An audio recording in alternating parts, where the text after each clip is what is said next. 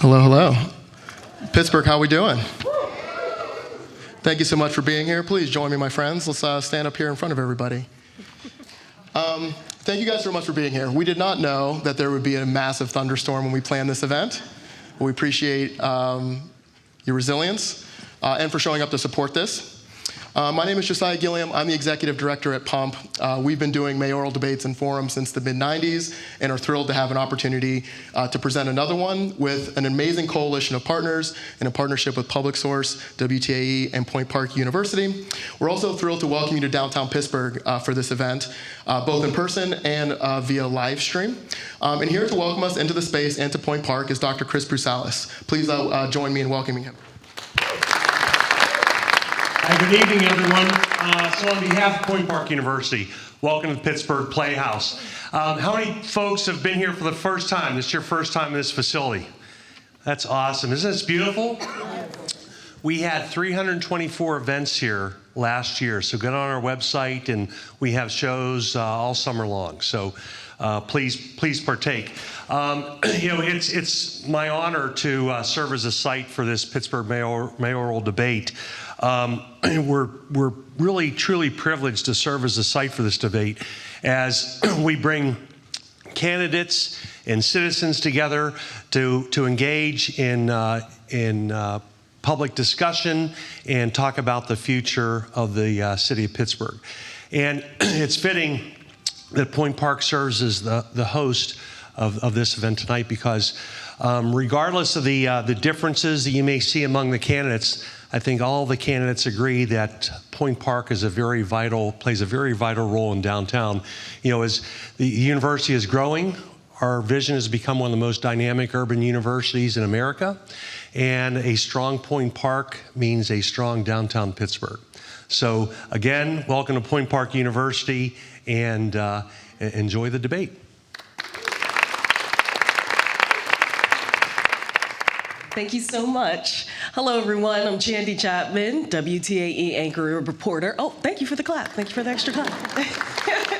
I'm going to tell you a little bit about the event. This nonpartisan event was co-designed by a collaboration of partners made up of the Voting is Power Pittsburgh Regional Coalition and Public Source, a regional independent journalism organization. And WTAE is partners with this event. To introduce Public Source and review the process determining today's structure and questions, please welcome Editor-in-Chief and Co-Executive Director, Hallie Stockton. Thanks, Chandy. Hi, everyone. I'm Hallie, as she said. Glad to be here tonight on behalf of Public Source. We are a nonprofit newsroom that informs and inspires the Pittsburgh region through the power of deep, independent journalism. We connect communities, shine a light on systems and decisions that affect us all, and give people the information they need to take action, whether that's in the voting booth, in their communities, or in conversation with each other. We're pleased to partner with the Voting is Power Coalition, Pump, and Point Park University on this event. And we also want to acknowledge our other media partners, WTAE and WZUM. In Pennsylvania, we have what's called a closed primary system, meaning only voters registered with a political party can vote in that party's primary, and only candidates from the two major parties appear on the ballot. As such, we've invited candidates from the Republican and Democratic primaries to participate. We'll start with the Republican candidates and then move to the Democratic candidates. To prepare for today, we gathered questions from Pittsburghers and shaped the forum in collaboration with the community, our own reporting at Public Source, and with the Voting is Power Coalition.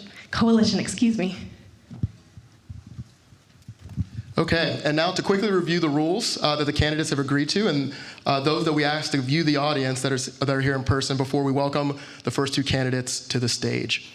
In hopes to get through as many questions as possible during the 50 minutes or so we will have for each section, the audience must remain silent throughout the forum and will be asked to refrain from clapping or making verbal outbursts of any kind. If an audience member persists, the moderators may ask them to leave. We will proceed alphabetically for the initial order of questioning, and questions will then be asked in a rotating manner so that the candidates will take turns being the first to be asked to answer a question. Questions with a response time of 2 minutes will be addressed to both candidates. Time for any rebuttal or additional statements must be taken from the candidate's next response. Candidates will each have 60 seconds for a closing statement, and we do ask that the candidates do not verbally attack or interrupt one another. One final note before we begin is that this forum is taking place before the voting registration deadline on May 5th, 2025. Please visit Allegheny County's website or vote.pa.gov to learn more. And if you're a City of Pittsburgh resident, please make sure that you register to vote and participate in the primary on or before May 20th using the valid ways to submit your ballot. And please note the 3 ballot questions for all residents of the City of Pittsburgh. Now, in alphabetical order, please welcome Mr. Tony Moreno and Mr. Thomas West to the stage.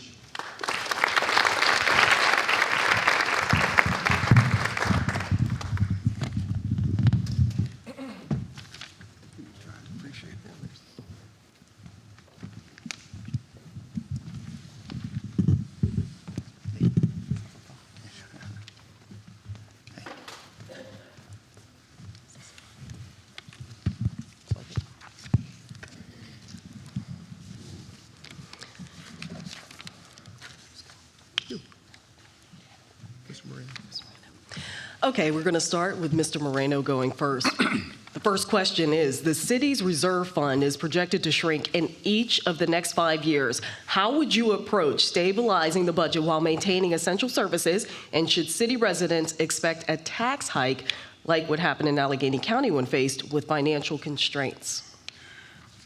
Well, when the city of Pittsburgh elects me, we're going to come in and we're going to find out exactly what they're doing with all our money. They have completely fleeced us of the surpluses that we had, the $334 million in the ARP money, the Rescue Act money, the $112 million that was set aside for workforce stabilization, where that $112 million was there so we wouldn't have shutdowns, we wouldn't have layoffs. So the public safety, the frontline workers could all come in and go to work and protect our city and serve our city.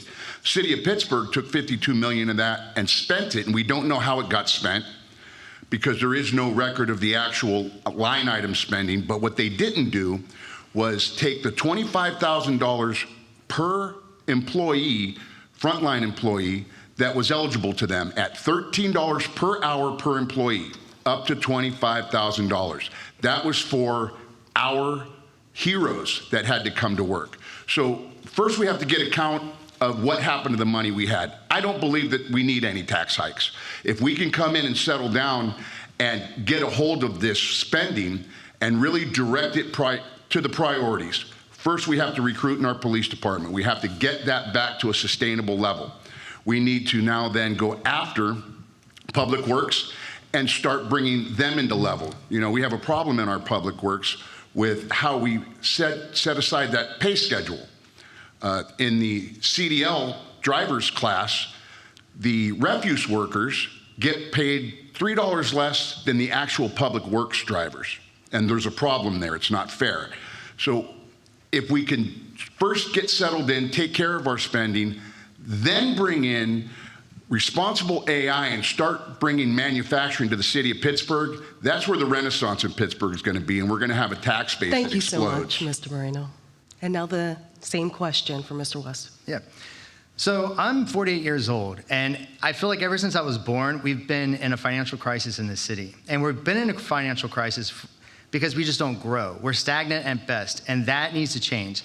Most of the time, the only way to get out of a situation is to grow your economy.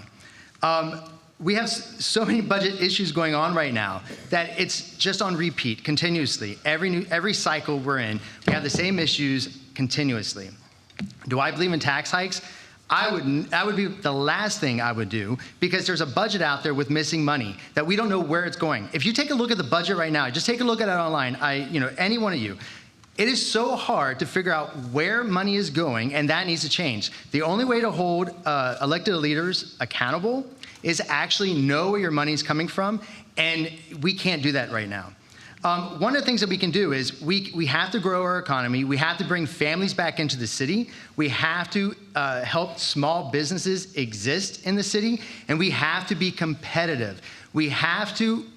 I never hear this, and it frustrates me as a small business owner. It frustrates me that we never hear about the creation of jobs, and not just tech eds and meds, which is great, and yes, that is a future. But there are so many people in this city who are left behind because they're not in tech eds and meds, and that needs to change. That's tens of thousands of people in the city that want to contribute to this area, want to contribute to the city, but they just can't.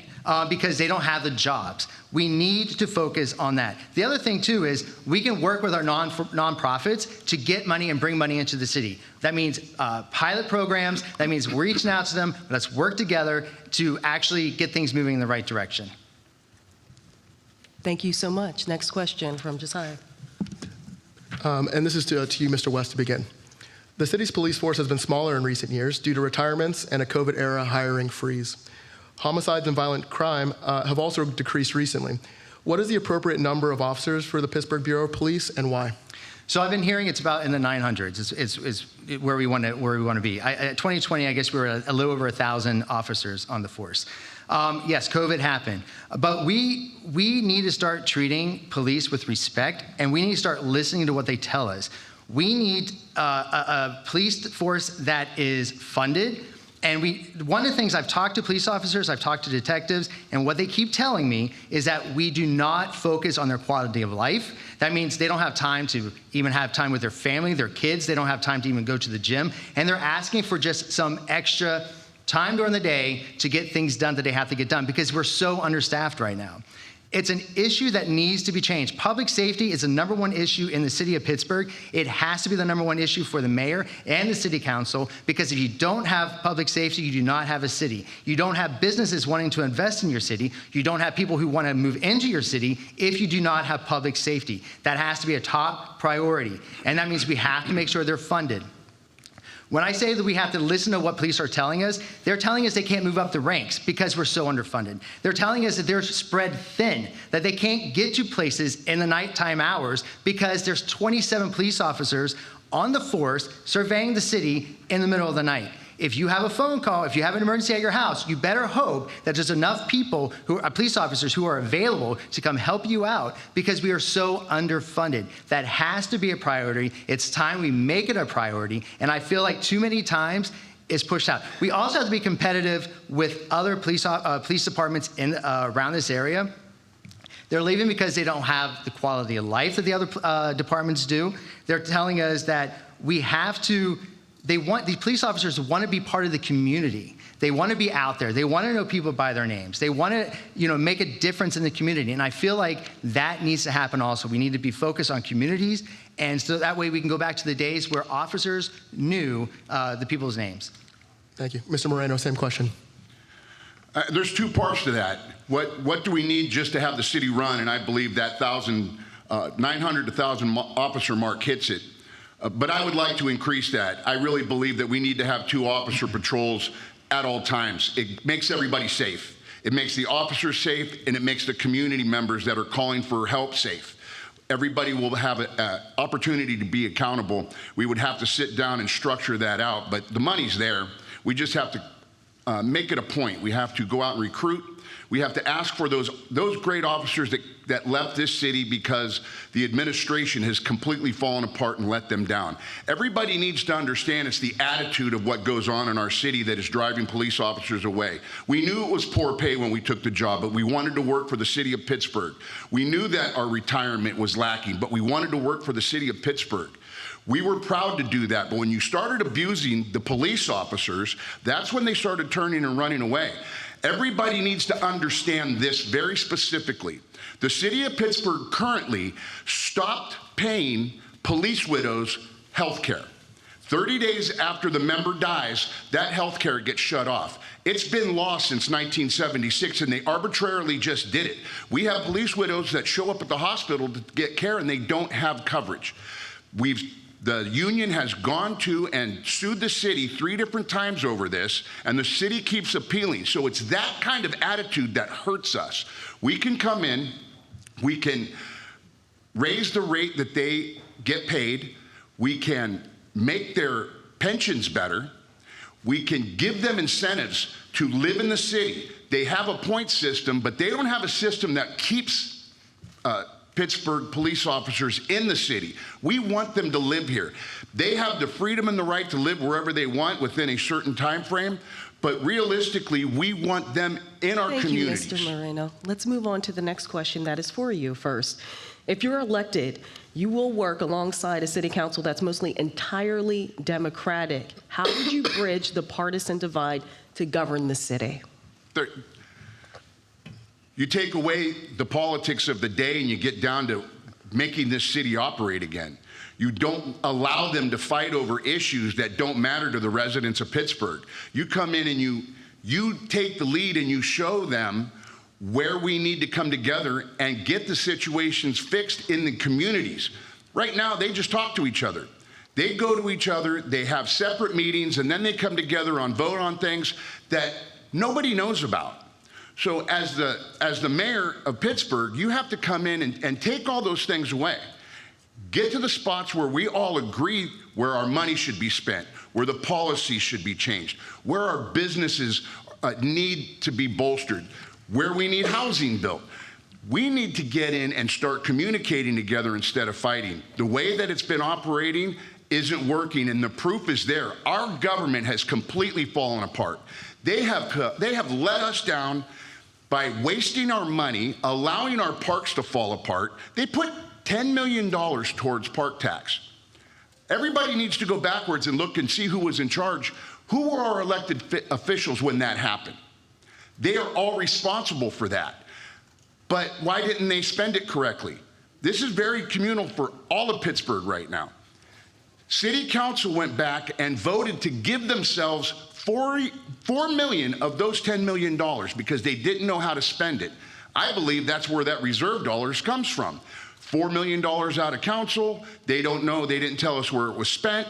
The mayor's office allowed it to happen. And now the residents of Pittsburgh are suffering. Go up to Riverview Park, up on the north side where I live. The road's falling in because it's been unattended to. The forest, the ground on the forest, because the forestry unit's been brought down, is a complete wasteland. We need to make sure that we work together, that our money is wisely spent, and we build together. Thank you so much. Same question. So, first of all, I'm a people person. I love people. Working in my business, I see people from across the political spectrum all the time. I have conversations with them, and I can tell you, every single one of those people I know, they want the best for the city of Pittsburgh. They're not getting it, but they want the best for the city of Pittsburgh, and I also believe that goes for the city council. But I was a TV news producer for 15 years. I was part of the group of people who hold elected officials accountable. And you have to do that. You have to have a real conversation. I feel like there are some city council people who really want to get things moving. They want to get things moving, and there's another part that is a little slow at it, and that's fine. We bring them together, we get things done. But I feel that transparency will go a long way. If you're transparent with the voter, and you just come out and say, hey, listen, this is what we're trying to do. This is a plan. No behind closed doors meetings, by the way, because that happens way too often in the city. And we come out, we wake up one day, and there's like a new plan hatched from somewhere. We don't know where it is, whether you're a city resident or a business owner. You have no idea where it came from because there's no transparency. As mayor, I will be transparent. It is huge, and you can't hold people accountable if you do not have transparency. So I believe in real conversations with people. I believe in bringing in people from all stripes, getting their feedback, because these city council people, they're all Democrats right now, not a slight toward Democrats, but they all are, but they have constituents who are from across the political spectrum. We need to bring those people in. There are tens of thousands of people in the city right now who are completely shut out of the conversation. And I'm talking middle of the road Democrats, Republicans, Independents, and Libertarians. All shut out of the system. They're not asked for any advice. They don't have any input in the city government. That has to change. So therefore, as a mayor, I want to know what everyone thinks in the city. I want to take it directly to the city council and be like, did you know this is what your constituent thinks? Because I bet you 2-1 they don't. All right, thank you so much. Housing and neighborhood investment are up next. What is the city and public sector's role in the development and construction of new housing in the city? And how would you work with the private sector to fill the identified gap of more than 8,000 affordable housing units needed? Mr. West, we'll start with you. Can you, the first part of that question again? I'm sorry. What is the city and public sector's role in the development and construction of new housing within the city? So first of all, affordable housing is a problem in the city right now. It really is. But there are many reasons for that. And if we're going to get real about the affordable housing, let's unload the 25,000 properties that the city owns right at this moment. That means put them back on the tax rolls. That means opening them up for development, whether they're single-family homes or whether or not. I also think that the city of Pittsburgh makes it too hard to own a home for the first time. The upfront costs are crazy. We have a 5% realty transfer tax. That is one of the highest, if not the highest, in the nation. If we want people to come in and be able to buy homes, we have to lower that rate, and we have to make it easier. And I'm all about first-time homeowners. We need to start creating generational wealth in every single neighborhood that's in this city. We're not doing it. We're talking about affordable housing in areas that are already going strong, whether that's Lawrenceville, whether it's Polish Hill. That's where we're focused right now. But we need to take the homes where they're needed. And this is the other part of the equation that I don't ever hear about. And that is, as when we build affordable housing, or we make it easier to build affordable housing, we must focus on the economy of these neighborhoods. It is fine to build homes. It is fine to work with public-private partnerships to build homes, but that is only half the equation. The other equation is making every city neighborhood economically viable, and we are not focused on that. I can't tell you, I've been listening to conversations of people talking about affordable housing. I never hear about the economic part of that, and we have to do that, because you can give somebody a home and help somebody get a home, help someone buy a home, but you have to have the upkeep for that. And that is bringing good paying jobs to these neighborhoods. But yes, we can work publicly and privately in a partnership to get things done. We can give incentives for building homes with a little bit of affordable housing in them. But I don't believe in mandates across the entire city at all. I feel like every neighborhood should have a say, but we need to focus on the economy in every single neighborhood along with affordable housing. Mr. Moreno, same question to you, sir. The city's role in our housing development is to take $100 million, launder it through the URA, and steal it from us and still not have housing built for people that can afford it. That's what's happening right now.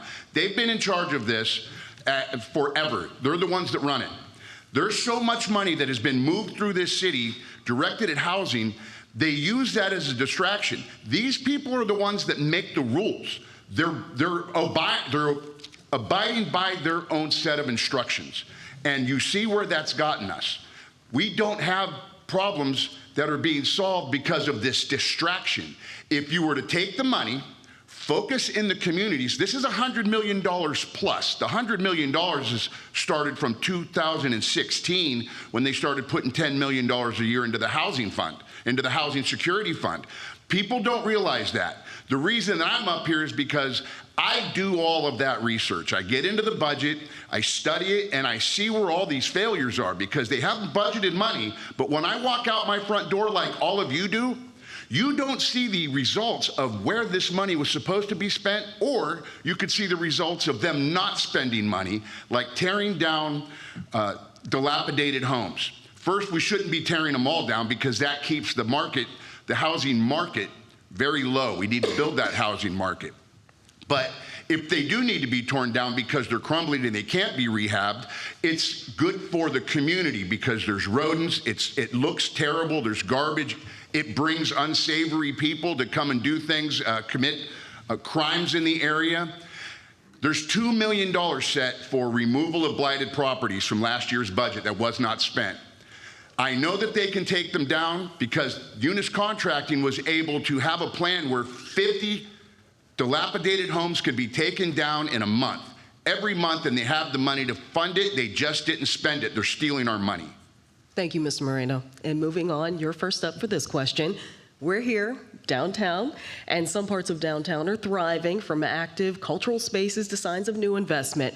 But there are some other issues, like an increased unhoused neighbors, vacant storefronts, public safety and perception continue to raise those concerns. Here's the question. What is your vision for downtown Pittsburgh? How would you build on what's working while directly addressing what's not working?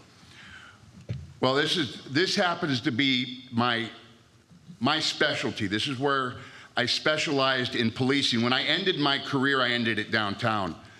Well, not downtown. That's where my final place was here in the Hill District. which includes downtown. I left narcotics. I came and I asked what they needed done, and they said we needed downtown cleaned up. In that process, because the city of Pittsburgh was the state model for mental health training and the crisis intervention team training concept, I was able to utilize that training, go identify people. You know, it's not arrest your way out of it. It is being amongst people that need you the most. They're homeless for a reason, and if we don't understand who is there, recognizing who's suffering from mental illness, recognizing people who are suffering from addiction, they're sleeping in planters and on sidewalks for a reason. It's not arresting homeless people. Homelessness is not a crime. There are crimes committed in homeless camps by people that are taking advantage of them. Now, our issue is we don't have enough officers to now commit to that. Go backwards in history and look up who the elected leaders were in this city when they defunded the police or reorganized police spending. In 2018, they talked about it. In 2020, they voted on it. They took $9 million and readjusted it out of the police training budget. And then every year they took 10% of the training budget after performing a hiring freeze. Remember, we had $112 million to prevent that. They did it anyways. They intentionally lowered the number of officers down to the point where they've always wanted, and this is about the 650 mark. This is intentional, it's not accidental. They talked about it in the public source interview in the story in 2018. Look and see who voted for that. They're responsible for this across the board. Thank you so much. Next question, Mr. West. Yep. You asked about the vision of downtown. So my vision of downtown is a place. It's actually changing because since COVID, we have to change with things.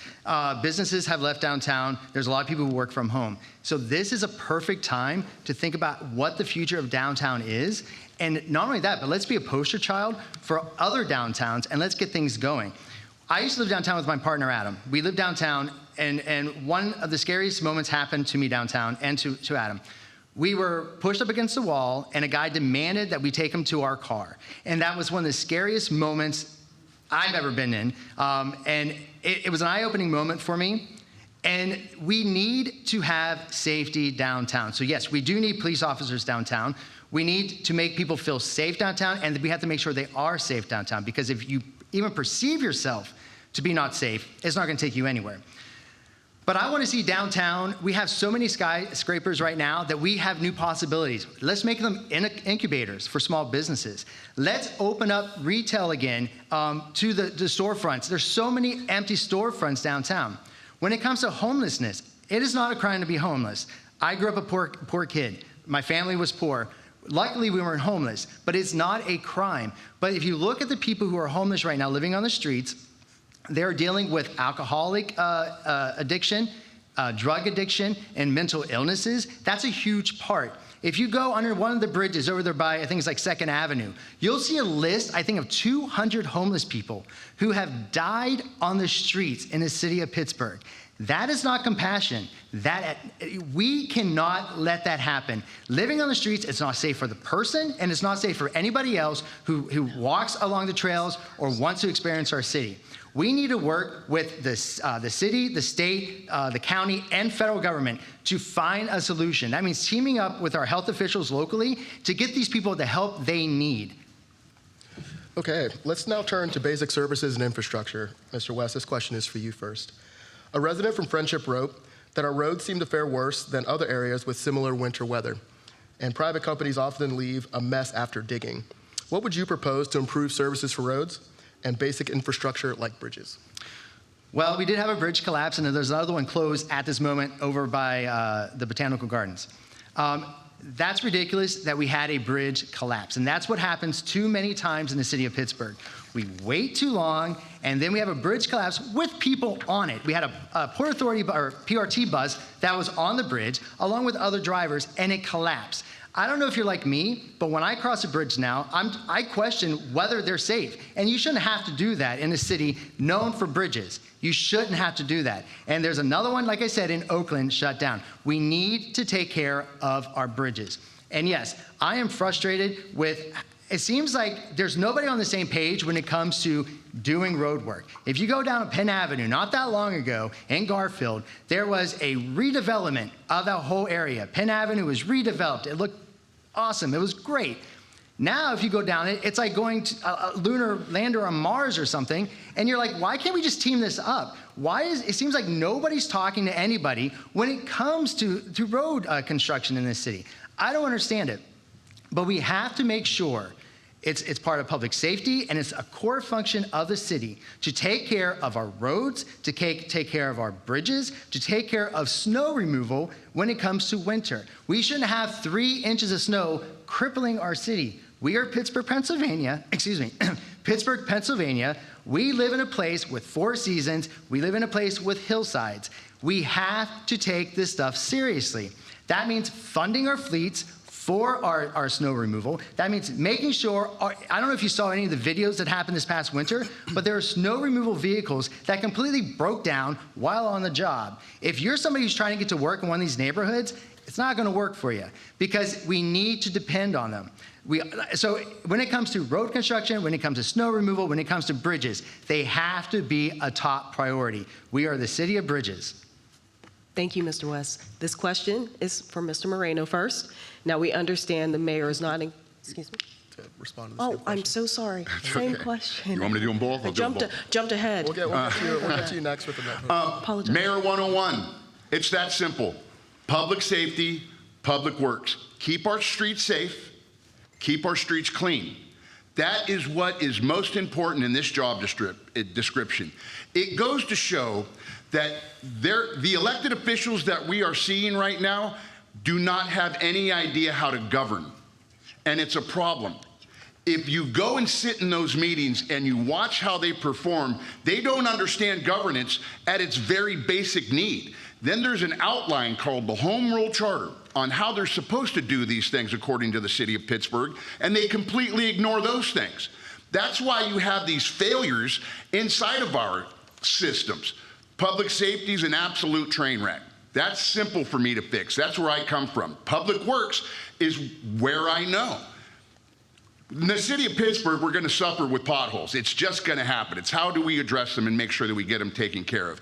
And snow removal is simple. We can combine the new technology that we have with the old school road care. It's a competition for these drivers. Who can go take care of the hardest roads? But we don't allow that to happen. In the city of Pittsburgh, somebody's bright idea was to not road prep, not start treating the roads until there's at least 2 inches of snow on the ground. It makes 0 sense. It causes problems, and we're witness to it. It's not a story I'm up here telling you. I'm rehashing what just happened to all of us. They do not treat us with dignity and respect. They don't treat public works with dignity and respect. A public works worker was kidnapped out of his public works car, disappeared, and then found in the hospital, had been in a coma, and had been physically assaulted. And nobody knows what happened. Nobody knows. They asked him, he said, I don't want to talk about it, and that was it, while he was on duty. Thank you so much. Now we're going to move to this question. You first. Yes, you first. PRT recently announced service cuts of up to 40% if the state does not increase funding. Emily from Oakland asked what actions, if any, you may take to ensure the funding is secure and what measures you could take if it's not. And we do understand that the mayor is in direct control, but still want that opinion from Emily. I don't know why that report came out the way it did. It sounds like they're trying to scare us into a place where we're going to have to concede to what they want. I refuse that premise. People come to the city of Pittsburgh and live here based on the promise of they're going to be able to live that they want, the way that they want to live. And if you want to live by utilizing mass transit, we need to make sure that's operable, because now this has become a city where that's necessary for people to come and go to where they work and play. And the threat of reducing the times of routes and the routes that they're using is not fair. As a mayor, I can only advocate for those routes that affect the city of Pittsburgh. What I can do is come and take care of the areas that I would have control of. If you have bus shelters that are needed, they've already been recognized and targeted. Just spend that money and get it done. build a bus shelter. It's horrible to go past and see people sitting in gutters, being rained on, out in bad weather, when they should have bus shelters all across the board. So if we advocate for our transit riders, we come and we make sure that we keep those places secure in the city of Pittsburgh, then make it better. Then start improving how we gain access to people that have special needs. How do we get access to the people that need to come and go in the areas where they don't have routes? We need to make sure that we provide those places, we keep them safe. You know, there's about 10 rules and laws that apply to bus stops. We don't police them. We don't actively try to take care of our residents that utilize mass transit. We just ignore it. So I want to make sure that we prioritize it, we keep people safe, that we, as the city of Pittsburgh, are advocating for our residents and the people who utilize our mass transit, and make sure that we're building in areas where people want to live that utilize mass transit. Thank you so much. Same question, Mr. West. Yeah. Well, just recently I was at a forum for the PRT, and I can tell you it's the year 2025, and one of the biggest concerns was there weren't sidewalks to get to bus stations or bus shelters.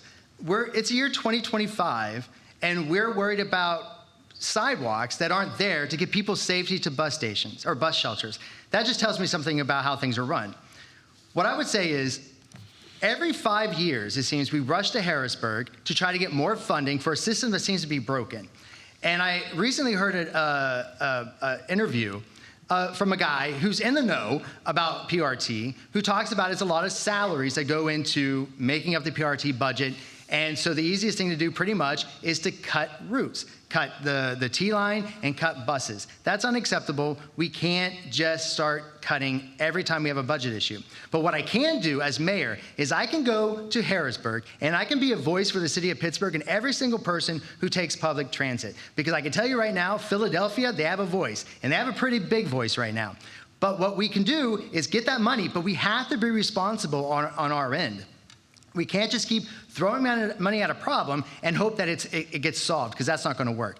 The other thing that I don't hear a lot about is, what is the future of public transit in the city of Pittsburgh? Why can't we be a model for what's the next technology? I recently read that Bill Gates was teaming up with Mitsubishi for the city of Atlanta and for the city of Oakland, California, to talk about new ways of public transit. It was a car that was pretty much on demand.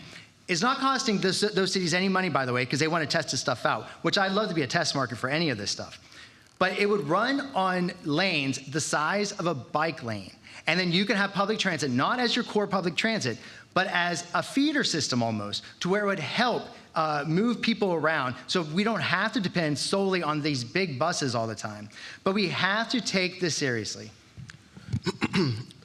Are we going to Mr. Moreno? Mr. West. Mr. West first. Mr. West, we're starting this question with you about public education. Though the mayor does not directly oversee Pittsburgh public schools, city government and the district are deeply connected through shared residence in the future of our neighborhoods. How do you see the mayor's role in supporting and strengthening public education?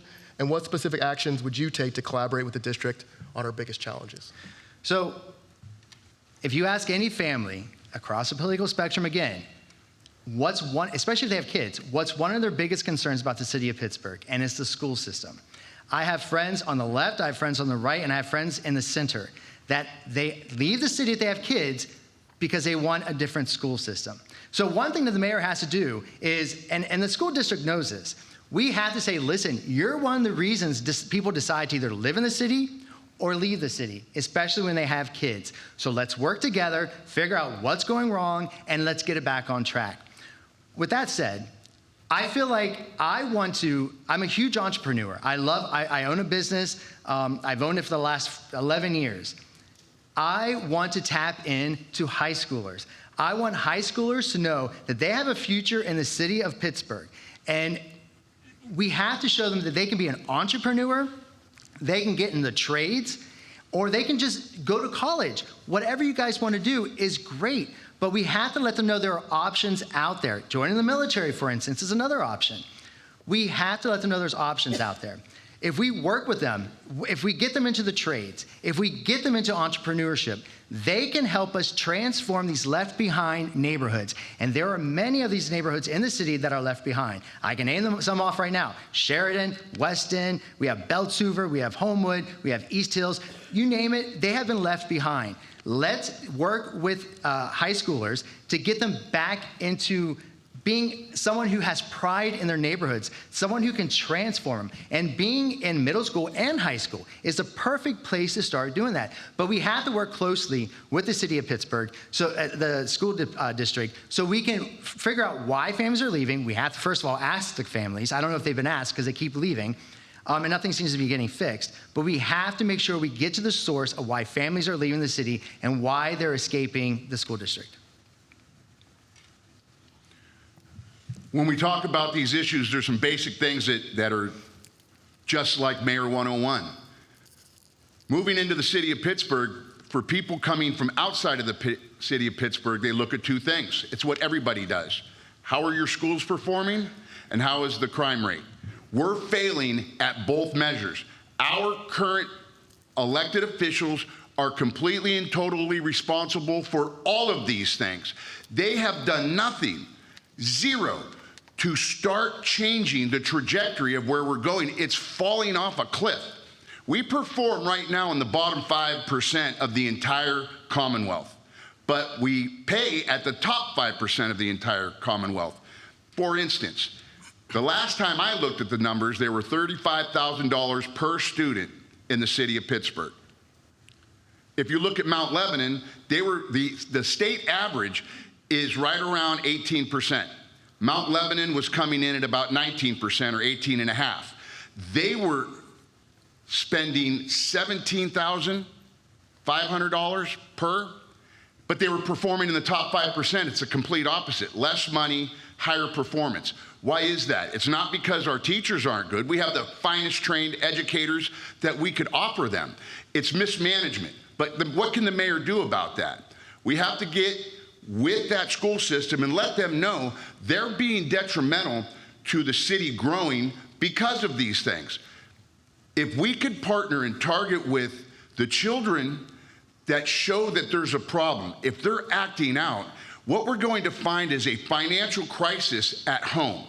If we could target these families, get them secure so they're not afraid and they can live life, give them some financial security, it'll start to grow and feed out through the school district, and the children will be able to learn at a better rate than if we keep ignoring them like we do.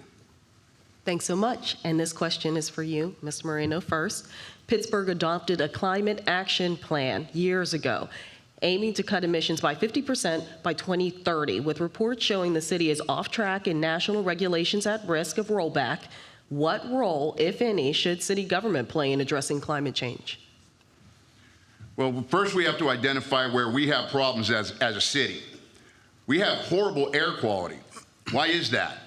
It's partially where we're specifically situated. In this valley structure, it leads to bad air sitting on us. Then we have a water problem. You know, we can't have a triathlon in the city of Pittsburgh that includes swimming. They have to use kayaks because the fecal count is so high in our river. We also have restrictions on how much fish we're allowed to eat out of the river because of the mercury rate inside of our river because of pollution. We need to target these areas where we can find that there are active polluters and attack them. How we utilize DOMI in these climate actions is preposterous to me. Speed humps, I don't even know if they're legal. I know that they had to change them because what they were doing was illegal. Park cutouts, taking away parking hurts us. It doesn't help us. I don't believe that changes the environmental actions that we're trying to cure anyways. We need to start focusing on the things that work and take away the things that don't. It's that simple. I don't know, according to this last time they reported on it, where exactly they were saying the city of Pittsburgh was having problems and they were polluting. We have to take care of ourselves first. And in that matter, I know as mayor, I can go to those rivers and find where they're being polluted and clean it. Part of Part of the problems we have in the city is how filthy it is. That's a climate problem. When you come out and you see on the sides of every single road, when you come into our city and it's just strewn with garbage, you come into these homeless camps where it's an environmental hazard. That's completely wrong. And then you go into our neighborhoods and see the problems there. Thank you. Same question, Mr. West. Yeah, so I think when it comes to climate, there has to be a balance. I think too many times we make these headline ordinances or headline agreements with good intentions. I think they're good intentions, but they prohibit businesses moving into the city. They prohibit blue-collar jobs coming into the city. We need to find a balance. I feel like we're at a point where we attack anything and everything that may do something to the environment, to the climate, and it stops our growth and it stops us bringing in new businesses. I also feel that's one of the reasons why we're stagnant as a region is not because we care about our environment, but it's because we don't think things through all the way, and it takes out whole industries that could actually come here and start flourishing and bring in blue-collar jobs. My family, we were coal miners. My uncles, my grandfathers, we were coal miners. They made a living off of coal mining. Those jobs are gone. Down in Greene County, they're gone. Not saying that's the way of the future, but what I am saying is when we make these ordinances, we make these agreements, we have to think about the everyday worker out there who wants to go to work and get something done. We have to think about the industries that we're pushing out of the region because we're making these agreements that may or may not have an outcome that we like. That's just one of the issues. I feel like the city of Pittsburgh, I just read recently, was rated as the 15th, I think it's like 15th dirtiest in the country. That can't happen. And we talk about the homeless situation. We talk about people throwing trash over hillsides. That's all environmental. I love the environment. I went to school for meteorology. I love the environment. Don't get me wrong. But we have to stop the dumping over hillsides because that's environmentally unfriendly. The homeless encampments, many of them that set up shop along the rivers, we're talking about the Mon Wharf, we're talking out over by the casino. I don't know if you've ever been. Hi. We appreciate the League of Women Voters for their excellent timekeeping. We'll end with closing statements. Mr. West, we'll begin with you. In your final minute, tell us why you're the right person to lead Pittsburgh right now. What should residents know about your vision and leadership? Yeah, I'm the only newcomer in this race. I've not run for office before. I got into this race because as a business owner and a resident of the city of Pittsburgh, I got frustrated. I got frustrated of hearing the same complaints, seeing the same complaints over and over again, the same issues every election year. You get empty promises, nothing's done, and we find ourselves stagnant at best, no growing economy, unless it's tech eds or meds, which is great, but it leaves out tons of people who just want to work with their hands, who want a blue-collar job, who want to work in the trades. I am somebody who spent 15 years as a news producer, holding people accountable. That was part of my job. Also, I understand working in TV news, how much transparency means to the voters, because these voters have to hold their elected officials accountable. To do that, you need transparency. That's 15 years of my life of doing that. Then I started my own business, not knowing anything about owning a business. I lived within a budget. I got my business up and running. That was in 2011. I'm sorry. That was back in 2014 in East Liberty. I did that not knowing so much. Oh, Yeah. I thought I had 2 minutes. I'm sorry. Hey, I'm sorry. I didn't see it stop either. Yeah, 1 minute. Oh, sorry. Yeah, same to you, Tony. 1 minute. Ladies and gentlemen, change doesn't mean the name over the door of the mayor's office. Change is actually coming in and reversing course on the failures that we see plainly. There's not a lot of investigation that needs to go on anymore. I'm the only candidate that will come in here, know exactly where to go, and fix the things that are broken immediately. Council will have to come together because they know right now they're being handicapped by changes that they want to make, and the mayor's office won't allow it. We need to come in, take charge of our city, start to grow it again, keep it safe, and make sure that we recognize that families that are coming here, like Darkale Bonner, single black mother of 4 from Wilkinsburg, coming to the north side to see her sister, goes to the pool at Jack Stack in North Brighton Heights, where I live, and gets shot in the face by a lifeguard away from the pool. A fight happened. She left the pool. The lifeguard followed her, shot her in the face, shot her sister, and then emptied his gun inside of that park. And the city of Pittsburgh said that was self-defense. We need accountability and transparency, and I'll bring that to you when you elect me as your mayor. I gave you a few extra seconds since we gave Mr. West a few extra seconds. Got to keep it fair. So let's thank the Republican candidates being here as we get ready for the Democratic candidates. And while we're in transition, we want to welcome Mr. Tim Stevens and Yvonne Rainey to say hello on behalf of the Voting is Power Regional Coalition. Thank you, everybody. Yeah, thank you so much.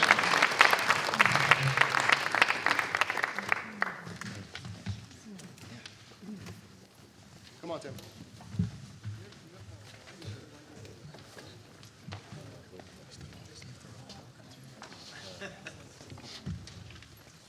Microphone right there, Tim. Thank you. Hello, everybody. Thank you all for coming out on such a horrendous evening. We were worried about, well, I'm sure we lost several people tonight, but we are happy that you're here. The Black Political Empowerment Project,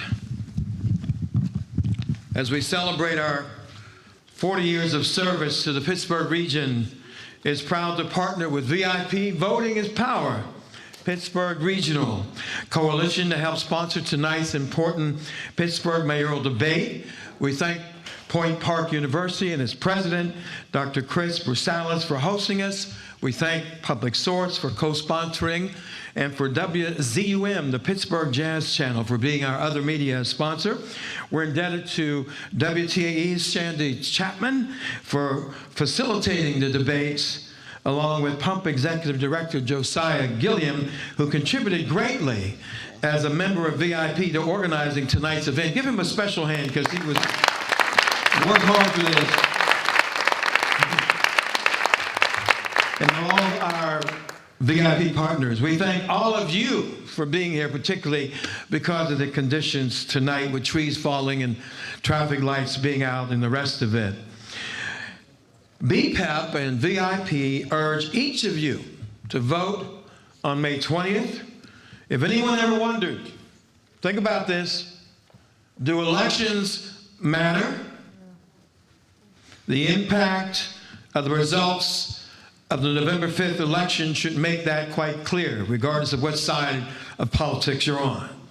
If you, as a prospective voter in the city of Pittsburgh, want to have an impact on who will be the nominee as the mayor of Pittsburgh for your party, and for other local and regional offices for your party, including city council, county council, and for other local and regional offices, including the school board, local magistrates, for the court of common pleas, judges, you cannot afford to be on the sidelines and then complain. What's the word?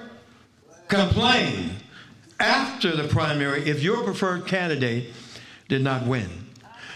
The Voting is Power Regional Coalition, VIP, asks that you consider very seriously who are the candidates that you will truly have the interest in your community as a priority once elected. There is too much at stake for you, your family, and the Pittsburgh region to not do so. Register by 5 p.m. Monday, May 5th. Apply for the mail-in ballots by no later than 5 p.m. Tuesday, May 13th. Vote on May 20th. And vote in each and every election. VIP is a coalition of over 30 nonpartisan organizations wanting each and every citizen to be an informed citizen, a registered citizen, and a voting citizen. Good evening, everyone. My name is Yvonne Rainey. I'm with the Transformative Justice Coalition and the late, great John Lewis. For all those who know the work he has done that got us to this place.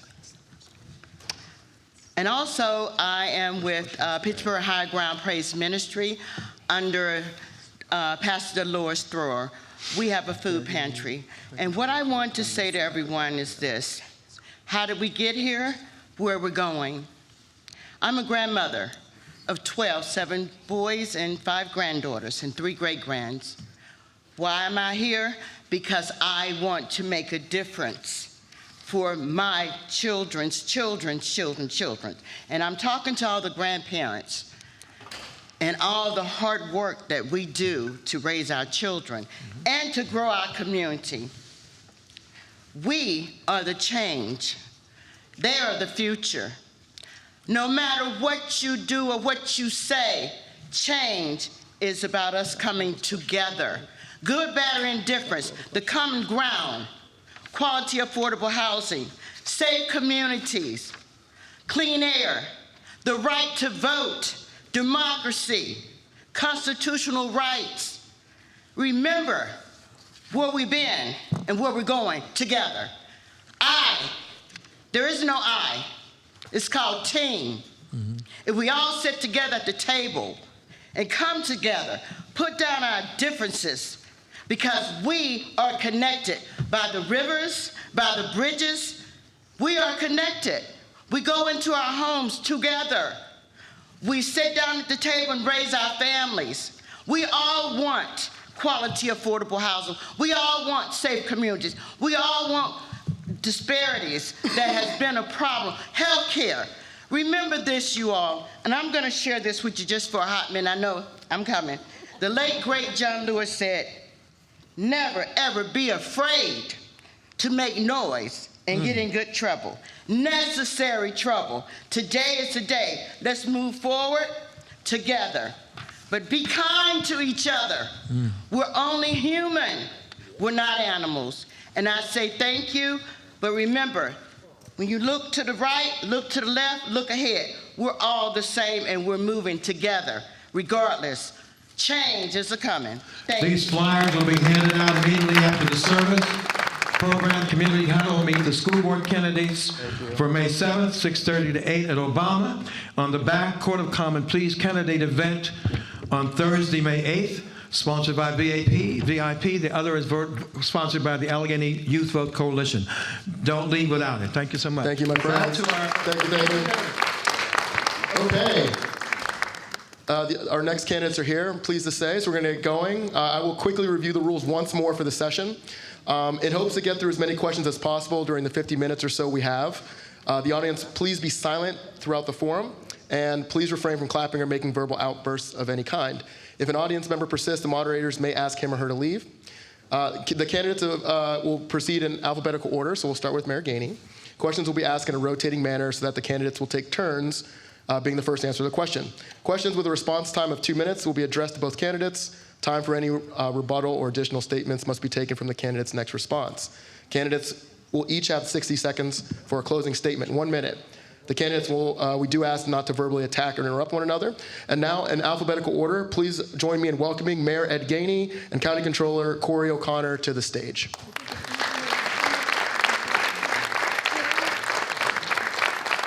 All right, here they come.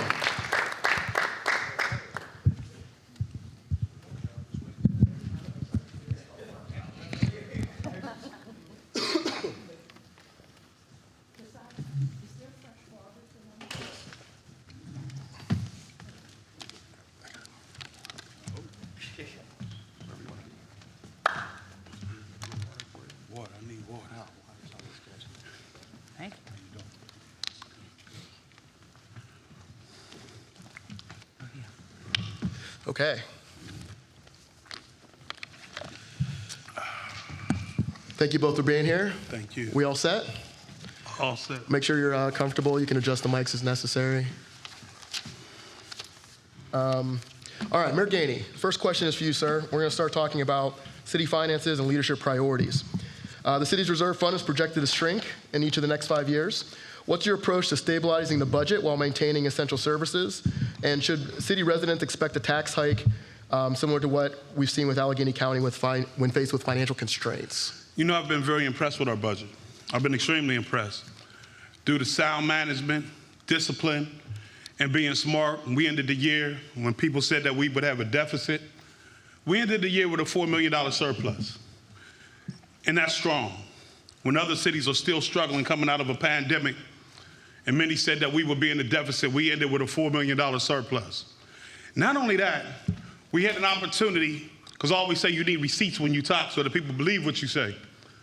Our independent bond rating agencies improved our bond rating from AA- to AA. which is amazing. We just concluded a deal with PNC Bank, $60 million bond that they're going to reinvest in this city because they believe in the strength of our economy and our city. On top of that, 19% job growth in this city. In this whole Commonwealth, majority of the job growth is happening in the county. In this city, it's happening in the city. The lowest unemployment rate is Southwest Pennsylvania. Wages are up. Investment is up. That's a strong economy. And we don't plan on raising taxes next year. I've been in office for 3 years, and we've never had to raise your taxes. Mr. O'Connor, same question to you, sir. Okay, so first of all, let's be transparent about our budget. That's what we need. Our city right now is walking over a financial cliff. We already know that overtime for public safety, for police, for public works has almost already gone over their overtime budget, and that is just in the first quarter of the year. $4 million surplus. You know where that money came from? That came from our rainy day fund. Our rainy day fund is going to be obsolete in 2 years. If you look at we were expected this year not to have a $4 million surplus, we were expected to have a $28 million surplus. What happened to those $24 million that were projected to go into our budget? We aren't being transparent with the public and what the needs are of our government right now. You can talk about AA bond ratings. Does a AA bond rating fill those potholes that have been on your street for weeks? It doesn't. The money that we're getting from PNC is what we do every 2 years for capital projects. I was on city council. That's not new money. That's using our taxpayer credit card to go out and borrow money. We have to pay this back. We are continuing to borrow and borrow. Last time we walked into a financial deficit, which is what is happening right now, we had to close swimming pools. We had to cut jobs. We are looking at going back into Act 47 and state oversight again. We have to be transparent. My last 3 years covering the county as your county controller, I blew the whistle on the county's financial structure and how we had a structural deficit. And we're seeing the same thing right now in the city of Pittsburgh, but we have to be transparent with what's going on with our finances in this city so that we can continue to grow and build. And right now, we're not doing that. Thank you so much. And this next question is for County Controller O'Connor. This is a question from Janet in Squirrel Hill. How would you balance investments in city personnel with funding for capital improvements, and what factors guide your priorities when deciding between staffing and infrastructure needs? So yes, I hope that's not my neighbor because she always gives me that question. But the question is great. I mean, it's about planning a city of the future. Where are we investing? Where are our priorities? You know, right now, we have to start focusing on budgets and what we're going to invest in. Last year, during the snowstorm, a third of our fleet were not operational. We have to start investing in equipment that keeps our residents safe, our neighborhoods safe. We have ambulances that break down to and from calls right now. How would you like to be going on an emergency call and the check engine light comes on? Those things are happening right now in our city because we're not planning for a future. We spent $6 million on a citywide planning study. That should have been money invested in our neighborhoods, in our small businesses. You want to grow your tax base? We have to start investing in jobs, in small business districts, in companies that already exist in Pittsburgh so that they can continue to grow, so that we grow our tax base. I believe that we have to start looking at young people again, to have them invested in our city. There is no reason why Pittsburgh should not be every family's first choice to live. I'm raising, with my wife, a 3- and a 2-year-old. I want their future to be bright, but we have to start investing in our own needs in Pittsburgh. We have to start investing in our rec centers, investing in basics. Let's get back to investing in basics of government because that's how you're going to grow this city, and right now we're not doing that. Thank you so much. Same question for Mayor Gainey. I want to thank whoever asked that question because that's a great question. When we don't have a vision or when we don't have a plan, the people perish. We've seen this over and over in this city where we've had to have renaissance after renaissance. If we're growing, you don't have to have renaissance after renaissance. You just have one renaissance. And that's why the comprehensive plan is so important. Other cities have created comprehensive plans in the past because they understand that if you want to know your investment going forward in 2050, that you need a plan that is long range. It's good to have neighborhood plans, but if we're talking about investments, and if we're talking about investments into our economy, such as our housing, such as our commercial, such as our land use, such as our infrastructure, we don't need just a neighborhood plan. We need a city plan so that we can understand where we're investing our resources in for the next 20, 50, 60 years. And why that's important is because when we're talking about staffing, if we have a plan, and we've never had one, that's why our staffing has always been off. But if we have a plan going forward in the future, then we know exactly how much staffing we need. That's the power of a comprehensive plan. The $6 billion that we're putting together is not $6 billion just to spend money or hire a consultant. It's a plan for you to be able to invest in the future so we know exactly where to put your tax dollars for our resources so we're moving forward. We've never had that. Many major metropolitan cities had a comprehensive plan. And in order for us to move forward, we need one.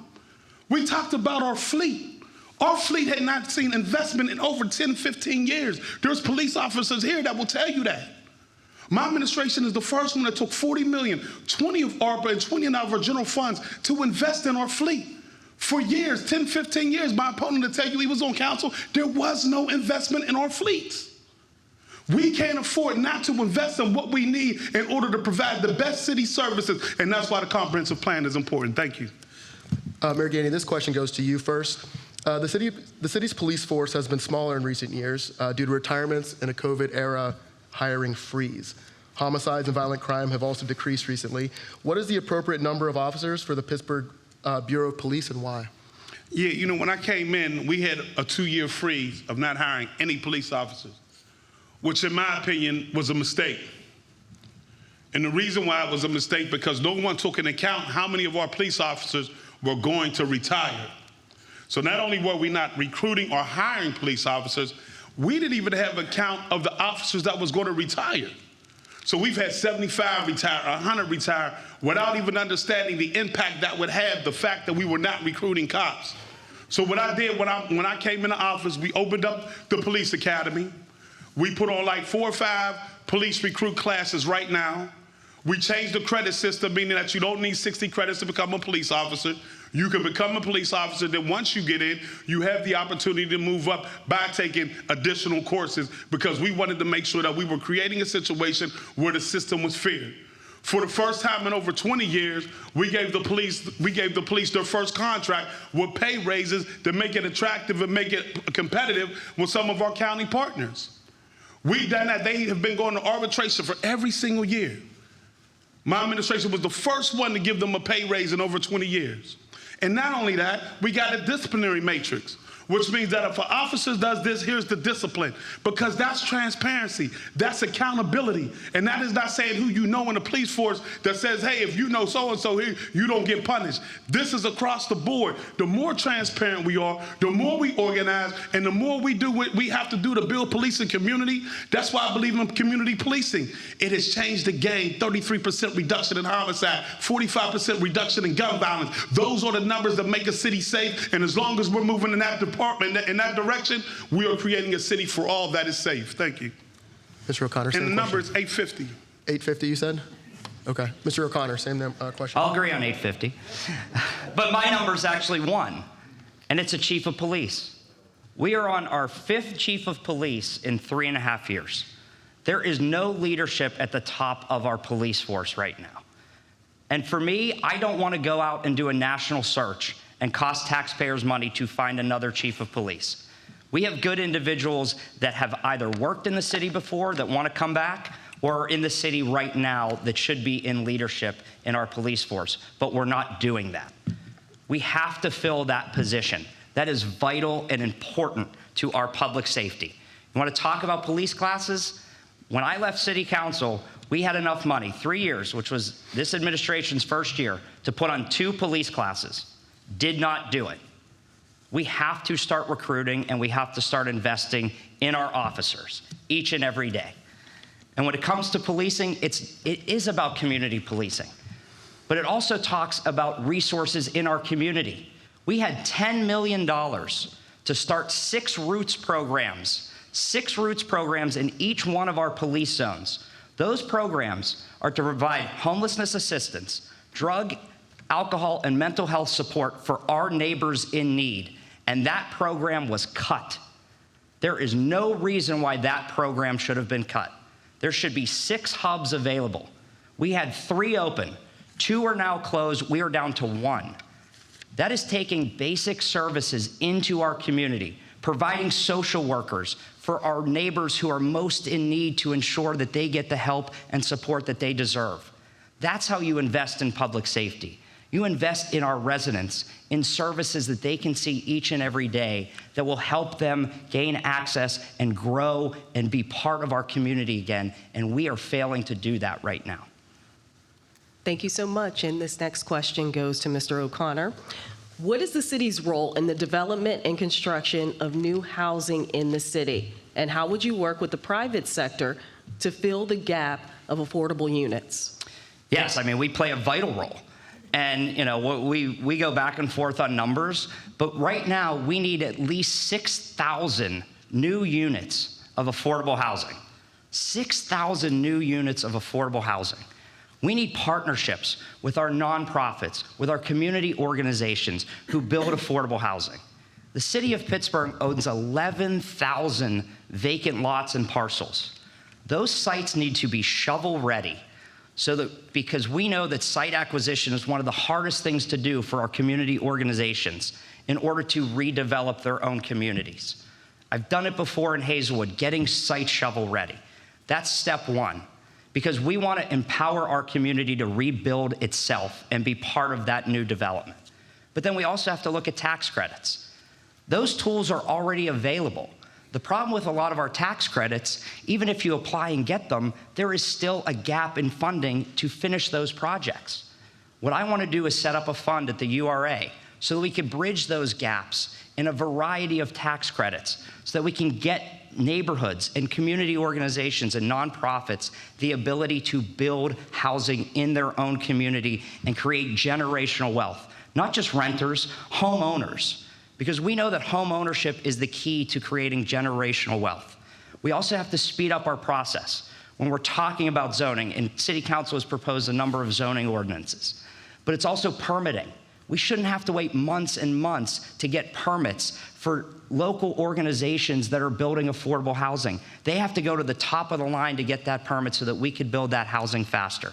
And it's housing of all types, all across this city, because I believe we can have affordability in each and every neighborhood, because that's how you grow a city. If you love your neighborhood and you love your city, you welcome people into your neighborhood, and that's how you create affordable housing with partnerships. Thank you so much. Same question, Mayor Gainey. One, I just want to say thank you. I appreciate the question. I understand because I believe that housing is a human right.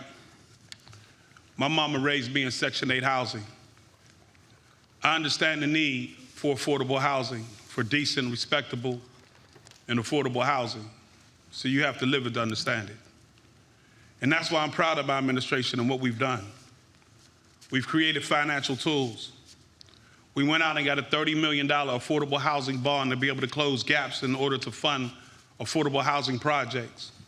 We delivered 1,600 affordable housing units throughout this region. The land bank hadn't moved one piece of property until I took office. We worked with our state delegation, and in our state delegation, we got the law changed because they made a land bank without changing the rules at the state level, so they couldn't move no properties. I've been in office for 3 years, and we moved 160 properties out of the land bank back onto the tax rolls. We've created home ownership for the first time, 80% moms with children through OWN PGH, 150, who now are not renters, but will understand the meaning in their children will of generational wealth. 150 mamas with children now own a home in this city. That's worth clapping for, because they won't have to grow up in a neighborhood in which they understand renting but don't understand home ownership. We've done these things because at the end of the day, if we're going to change the projection of our city, Home ownership is important, affordability is important, and that's why through zoning, I said inclusionary zoning would be great. Inclusionary zoning is this. It's 10% of any housing development over 20 units at 50% AMI. Now let me make it humanized for us. That's a mama, that's a social worker who makes $40,000, $45,000 a year, can afford to live in every housing development in this neighborhood, breaking down housing segregation, creating housing integration so that we can have affordability in every neighborhood. Thank you so much. Thank you, Mayor. This question goes to you first. We are here in downtown, and some parts of downtown are thriving, from active cultural spaces to signs of new investment. But other issues like an increase of unhoused neighbors, vacant storefronts, public safety, and perception continue to raise concerns. What is your vision for downtown Pittsburgh, and how will you build on what's working while directly addressing what isn't? Yeah, thank you for the question. I'm very proud of what we're doing downtown. When I came in downtown, without question, was on fire. We had our unhoused community everywhere. We had homicides everywhere in the city, in downtown. We started doing a great job of moving them into second comms, but second comms wasn't even open when I took office. We had to cut through the red tape to get second comms open. When we got it in and started moving our unsheltered in, it burned down. So we had to start over. And as of today, I'm happy to report that when we talk about our unsheltered community, who we made sure that we treated with compassion and care. We have no more encampments downtown. We have none on the North Side Trail. We have none on the Eliza Furnace Trail, and we have none, which is the jail trail, and we're doing the South Side now. Because when you have partnership with the county, the 500 for 500, when you get shelters in Stanton Heights, Homewood, and North Side, that we can be able to put our people and put transitional housing into them, put wraparound supports. We talked about the Roots program. Let me be clear, my Roots program got 80 social workers. So that whether you're having a mental health crisis, we have mental health people that will go help you. If you're having a drug overdose, we have people that will go help you. If you're having a behavioral issue, we have people that will go help you. I believe that you deal with people with compassion and care. We dealt with our unsheltered in a way to show dignity and respect. Because if we show each other dignity and respect, at the end of the day, you get a little bit of self-esteem inside your body. And it was extremely important that we delivered that type of quality to our unsheltered community. Homicides, we haven't had a homicide downtown in quite some time. Again, the numbers are down. We got 3 deployments of police. I seen Chief Ragland in here who created the program where our police are meeting with residents or meeting with businesses. We're getting more tips than ever before. They say we have more arrests down. Thank you, sir. I stop. Thank you. Yeah. We appreciate the League of Women Voters, I don't want to get in trouble either, Mayor, I don't want to get in no trouble. Mr. O'Connor, same question to you, your vision for downtown. Downtown, yes. So downtown right now, we know that there's a comfort problem. People do not feel safe coming downtown at various hours of the day. We have to address that. We have to address it with the vacancies that we see all around us. But we also have to have a vision with those vacancies. The other night, I went to art all night. They asked me to be there at midnight. I said, that's way too late, so I got there at 9:30. But the reason I went there is to talk to artists, talk to that community because we have vacancies that they can be a part of. We have young entrepreneurs. We have young musicians. We have space that is being unused right now in downtown. That's how you make it vibrant. We have a great partner in Point Park that we are sitting in right now. Imagine if Point Park, if we partnered with them and we know that they have a vision for downtown on the Boulevard of the Allies. If you had an additional 300 plus students downtown, think about the vibrancy that we will have downtown. That's how you start rebuilding downtown again, investing in areas, and not just for housing rehab. Yes, we can make a lot of affordable units downtown, but not every building can be used for affordable housing. They're not built for that. So we have to be creative in how we're going to reuse these spaces. Can we use them for light manufacturing? Can we use them to create clean energy amongst these buildings? That's how you use this empty, vacant space downtown. And we also have to start talking about our unhoused population. As it was mentioned before, and I don't want to talk about the Roots program again, but funding organizations and programs like that go a very long way in encouraging those individuals and being present in their lives so that they can be part of the solution downtown and be part of the new Pittsburgh that we want to create and build together. Thank you so much. And we'll start this question with Mr. O'Connor. This is a resident from Friendship wrote that our roads seem to fare worse than other areas with similar winter weather, and private companies often leave a mess after digging. What do you propose to improve services for roads and basic infrastructure like bridges? Bridges, obviously, that the city would control. Yes, our roads, there are a lot of potholes that need to be filled. If you live in Pittsburgh and didn't think we were going to get potholes, well, welcome to Pittsburgh. But the biggest issue we have to have is looking at investments in those. Last year, we cut our pothole budget by $5 million. We know that there are 3 seasons in Pittsburgh. There's PennDOT season, there's Steeler season, and there's pothole season. That's one of our major seasons that we have to invest. We cannot shortchange our budget when it comes to our infrastructure. When I was on city council, we worked collaboratively with state, federal, and the local government to rebuild the Greenfield Bridge. That was famous because it was on John Oliver's show where we had a bridge catching the other bridge. We also built the first clean construction site in my district was the Duck Hollow Bridge. We have to have partners to collaborate. Let's take, for example, the Panther Hollow Bridge, which is closed right now. And yes, it should be closed for safety purposes. I don't want to get into that. But how are we going to reopen it? We have 2 major universities right there that we could partner with to get additional funding to open that bridge because both universities and their students use that bridge on a daily basis. Let's start talking about collaborating with our universities and our nonprofits to help bridging those gaps so that we can have funding to then go to the state and say, we have matching funds. Can you match our $5 million? Now all of a sudden we have $10 million for that bridge. We also have to start talking to the SPC, which is the Southwestern Pennsylvania Commission. We have to be attending those meetings because they are our conduit directly to the state because they represent a number of counties in this area. And that's how you create not only partnerships, but the SPC is a great gateway directly to the state that brings funding. But we have to make sure that our projects are on that list. And right now, we're not doing that enough and partnering enough to make sure that we build our infrastructure, large and small. Thank you so much. Next question for Mayor Gainey, or same question. Yes, when I came into office, my 3rd week on the job, the Fern Hollow Bridge collapsed. I get a call in the morning, a car that went over the embankment, and of course I was worried. What we discovered that day is that we had not been inspecting our bridges. We had the Greenfield Bridge that fell apart, the Fern Hollow Bridge, and no one thought about the fact that these are lives that we need to save. We were fortunate at the Fern Hollow Bridge that we had no fatalities. But the fact that we went decades without being able to inspect our bridges, that's a crisis. So we created the Bridge Asset Management Program.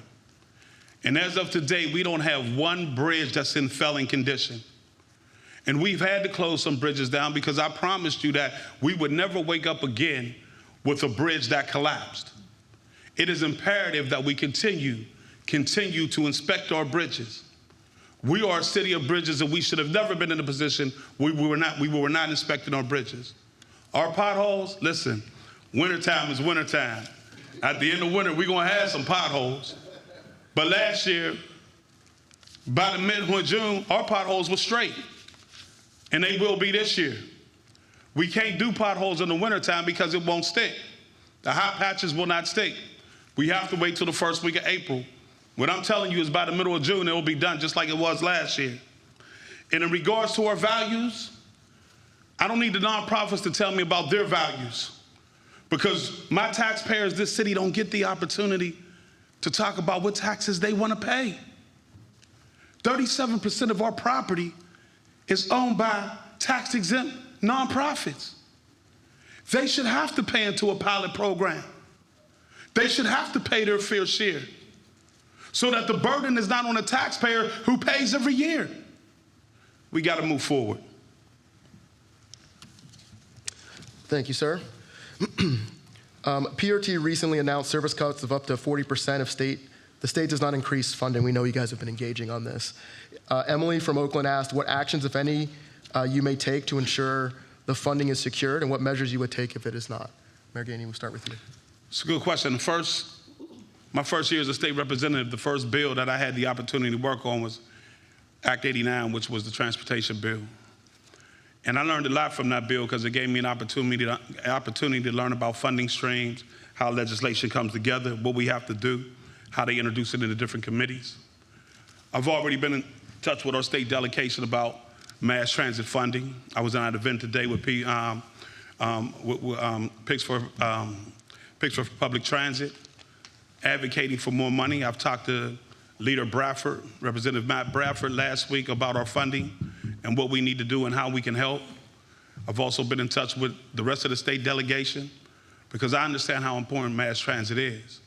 And so we are advocating at a level and being able to work with County Exec Sarah Anna Moreno to make sure that we're doing what's necessary to increase our transit, our mass transit.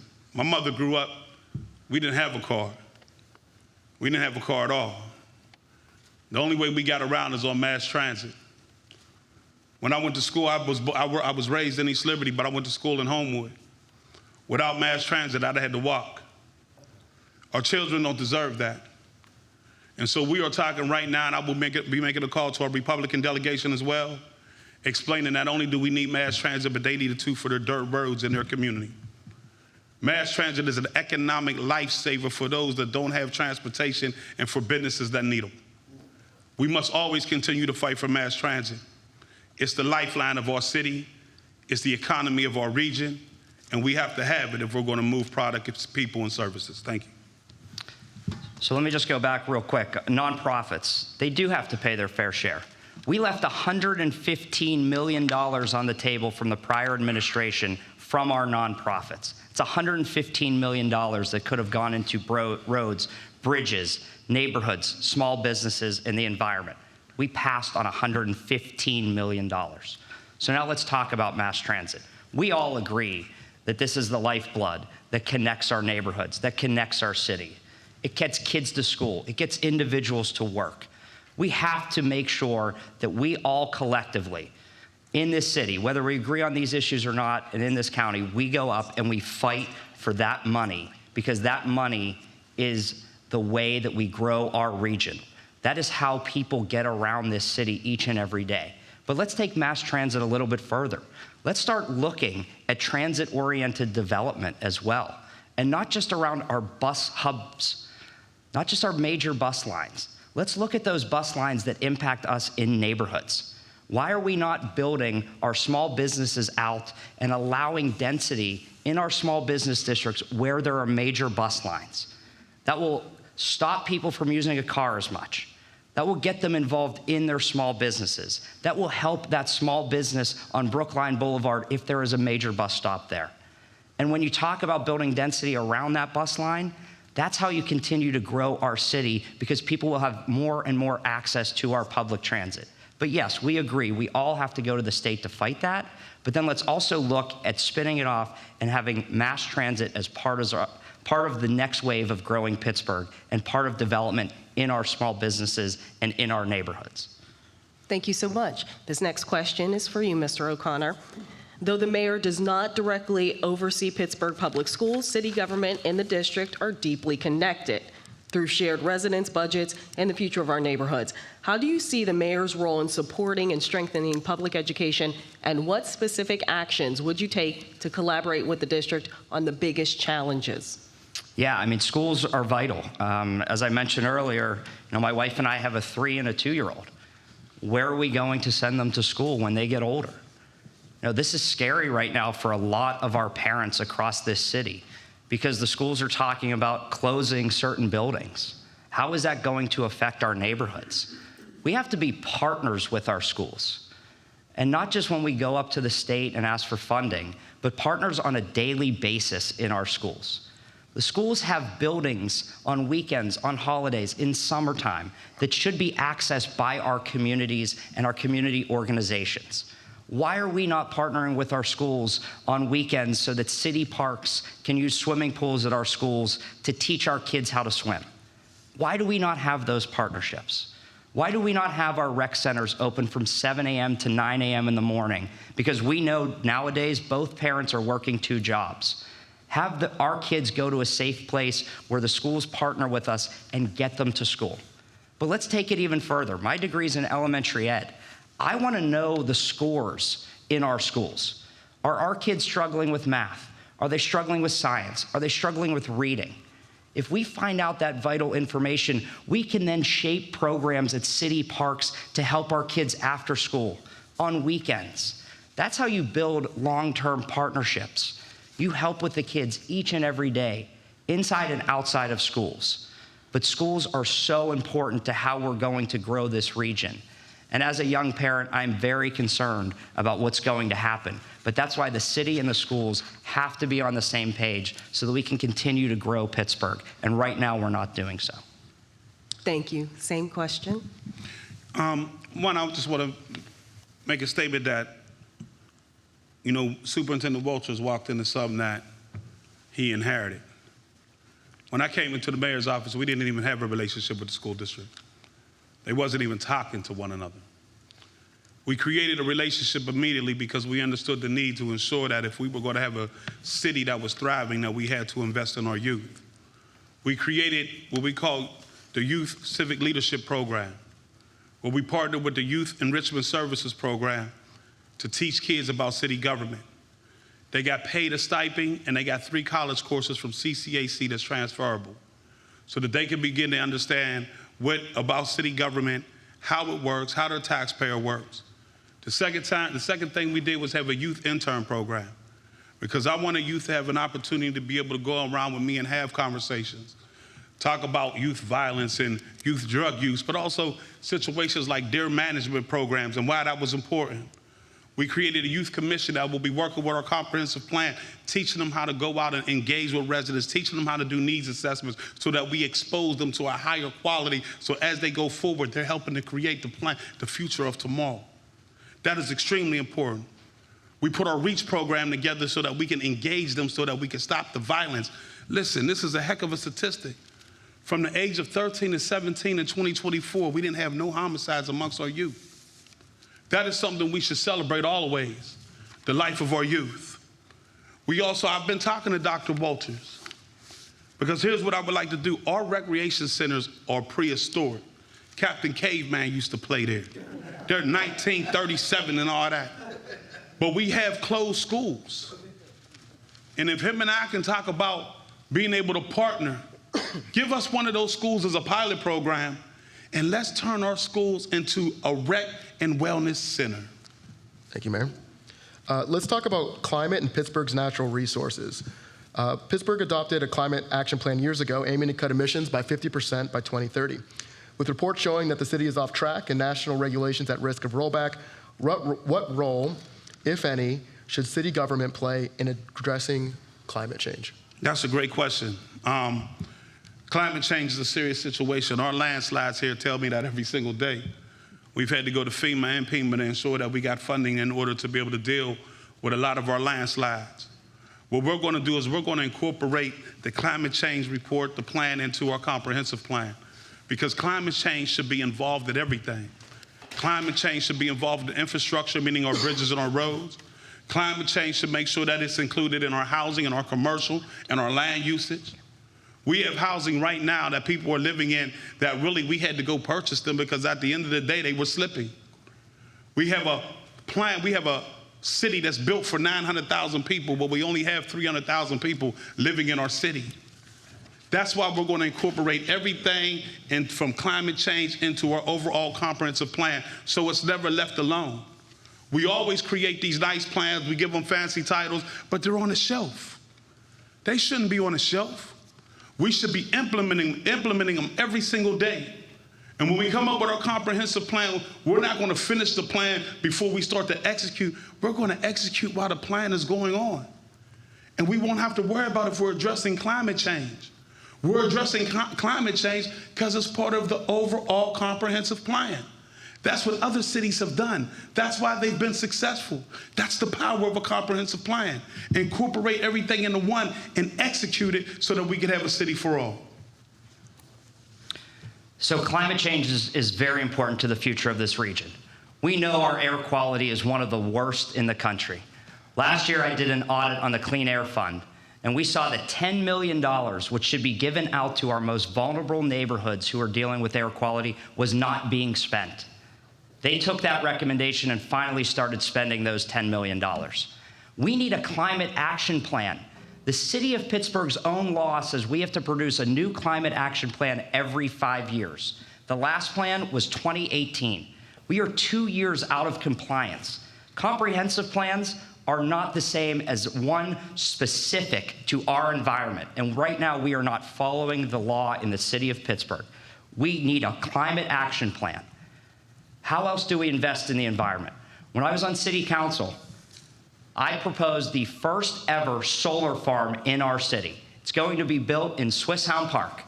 It's a street I used to live on where all the dump trucks are going. All my old neighbors don't like me right now. But that's the reality of it. We have space and opportunity to have solar farms, to have clean sites where we can talk about clean energy. The first clean construction site was done in my district because that's how you help to solve the environmental issues that we're seeing. When I was on the Alcosan board, it was a gray plan only. We put hundreds of millions of dollars to invest in green infrastructure. The reason being, when a pipe goes under your house or your street, you don't see it. You know what you will see? Green infrastructure, sustainability, and that will create new jobs because we have to maintain that infrastructure. We have to buy equipment that's going to maintain that infrastructure. We can create jobs and wealth and a new economy if we center it around green infrastructure, sustainability, and our climate. And that's what I propose to do if elected. Thank you. This next question, first up, Mr. O'Connor. Pittsburgh's rivers add huge value to our city's economy and quality of life, but keeping them clean and restoring those spaces is often overlooked. As mayor, how would you prioritize clean and accessible waters that our communities and children can benefit from? Great question, yes, and I just had mentioned it. Alcosan. We have to do a better job of ensuring that we are not just putting pollution back into our waters. That plan is a $3+ billion investment in this region that cleans our waste and puts it back into our waters. We have to make sure that our rivers and waters are clean. And not only there, but talk about our streams and the pollution that we see that comes downstream from development, not even from the city, from outside of the city. We have to hold those individuals accountable because everything that streams down comes right into our city. And we have to make sure that we are investing in that type of technology so that we can get that clean water, or get the bad water out of our system. Because we have to build we have to build a clean economy that makes sure our rivers are safe, especially for recreation, especially for the water that we are going to be drinking in the future. That's where we have to invest. And I know we've done a number of things over the years. When I was on council, we got hundreds of millions of dollars to invest in getting our lead lines out of neighborhoods and our housing structures. Those are investments that we have to continue to strive for. And we've missed a lot of great opportunities over the last few years in applying for funding that is centered around infrastructure, the environment, and cleaning up the old waste that we have still within our system in Pittsburgh. And we have to continue to focus on that. And we can't let opportunities go past us. Mayor Gainey, same question. Without no water, you don't have any life. It's that simple. Without water, you don't have life. And there are some things that we have to do. We have continued to invest in our water lines so that we can improve them and getting the lead out. I think that's extremely important. And working with Alcosan, we have to continue to reach out beyond Allegheny County and to the rest of the county so that at the end of the day, they're working together to ensure that they are putting the right type of pipes up under the ground that are more environmental friendly so that we are getting the best use of our dollar and also clean water. We have to start working with our whole region. This is not just an Allegheny County region. This is the Southwest PA region that we have to worry about our water. And we have to work together.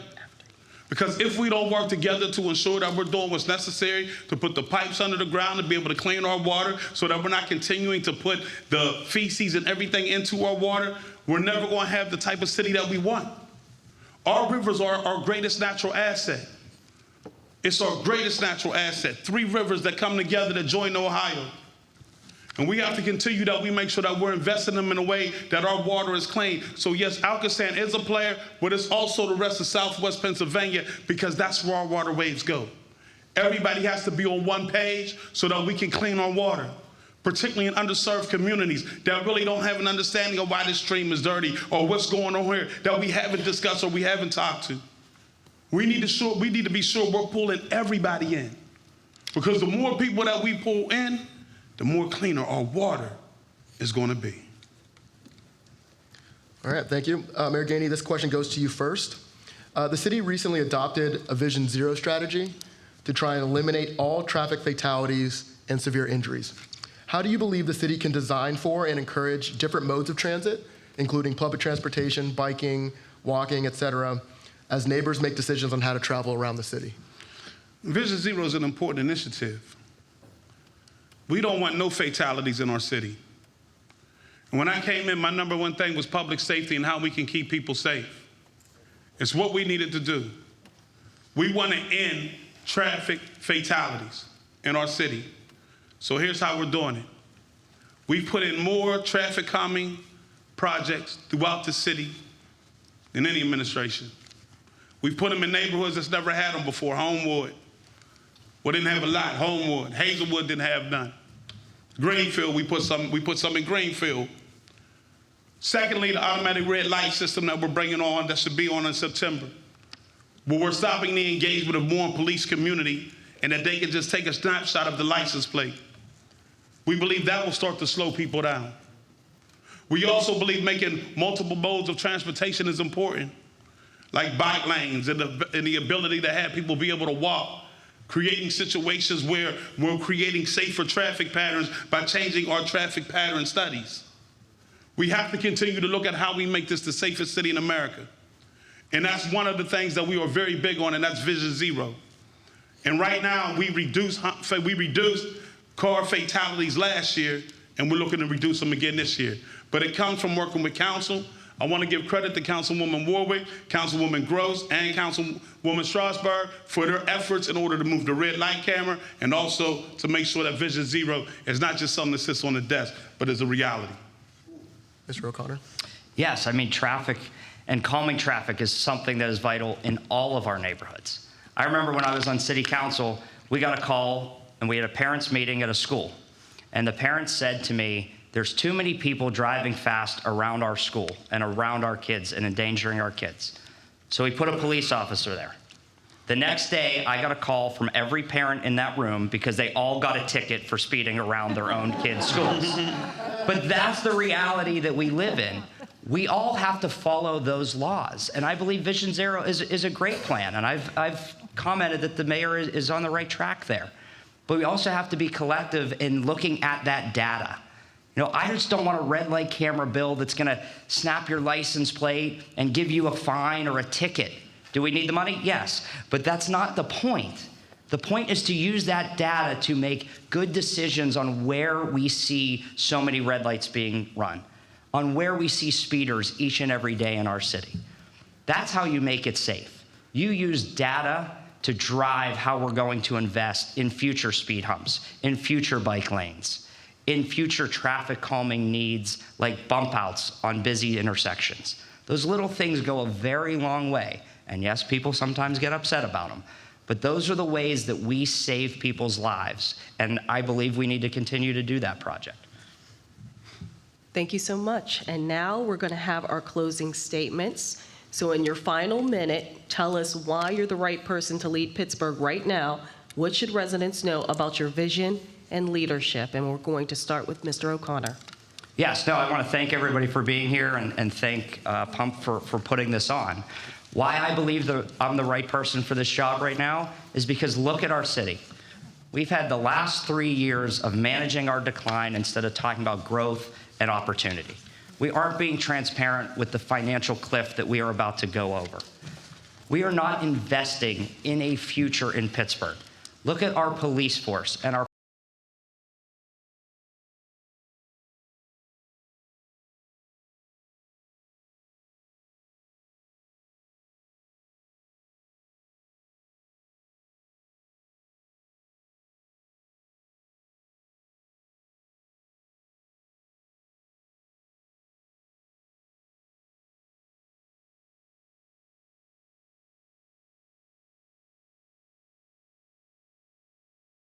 greatest cities again. And I will be May 20th. Thank you. Mayor Gainey, your turn. I also want to thank Pump for having me this evening. I appreciate to address you. Thank you.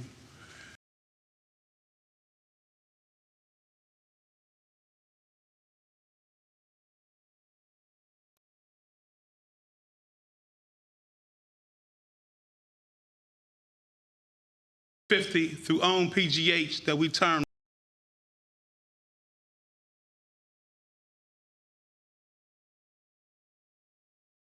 plus 19% job growth, higher wages, higher investment, a bond rating that was improved, $600 million over 10 years for the redevelopment of downtown, the state to build more affordable housing, an NFL draft coming here next year, our unsheltered community in shelters now like ever before. That's growth, that's pro-growth, and thank you for having me. On the candidates for the time and